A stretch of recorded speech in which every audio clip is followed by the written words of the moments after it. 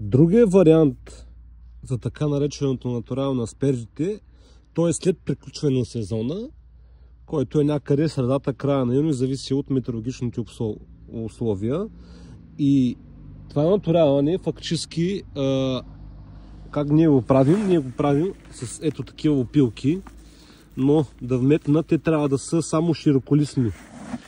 Не стават от иголистни дървета, защото те са киселинни. Значи, ето по този начин може да се бъдат смесени с оборски тон, но трябва да бъде от такъв оборски тон, който не е пресен, на който е престоял поне 1-2 години навънка и е озрял и е сух.